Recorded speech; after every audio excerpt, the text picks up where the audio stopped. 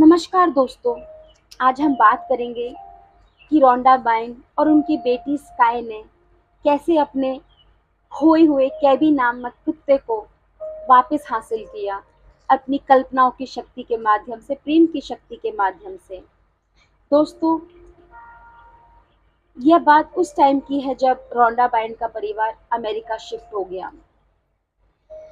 जब मेरा परिवार अमेरिका में बस गया तो हमने 15 साल के कुत्ते कैबी को हवाई जहाज में बैठाकर अमेरिका ले आए।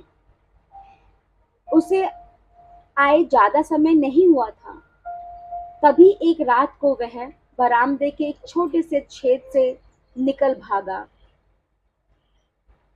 हमारे घर के पीछे पहाड़ है, जिस वजह से उसे खोजना आसान नहीं था। अंधेरे में हमने सड़कों और पहाड़ों की ओर जाने वाली पगडंडियों पर बहुत खोजा, लेकिन हमारा कैबी नहीं मिला। अपनी बेटी के साथ उसे ढूंढते समय हमारे मन में बहुत ही नकारात्मक भावनाएं बढ़ने लगी।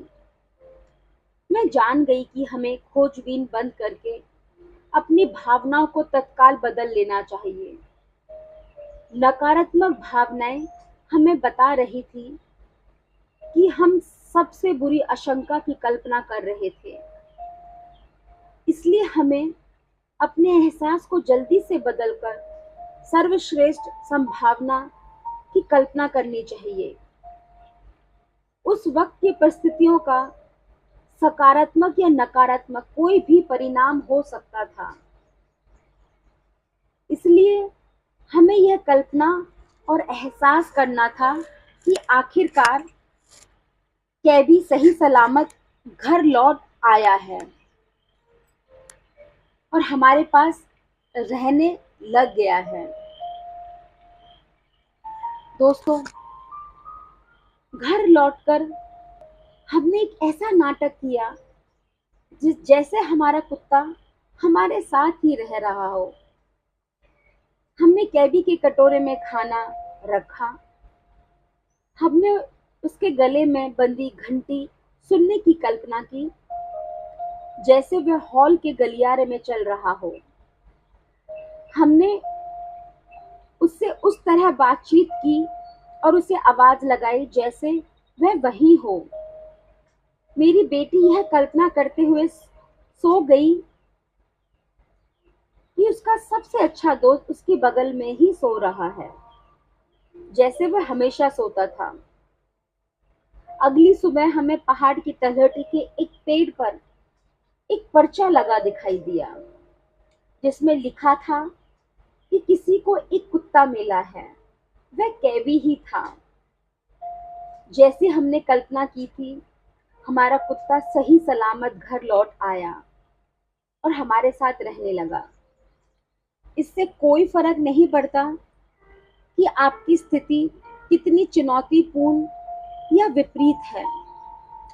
हर स्थिति में सर्वश्रेष्ठ परिणाम की कल्पना करें और पूरे दिल से इसका एहसास करें। ऐसा करने पर आप अपनी परिस्थितियों को बदल देंगे और अपनी मनचाही परिस्थितियां बना लेंगे।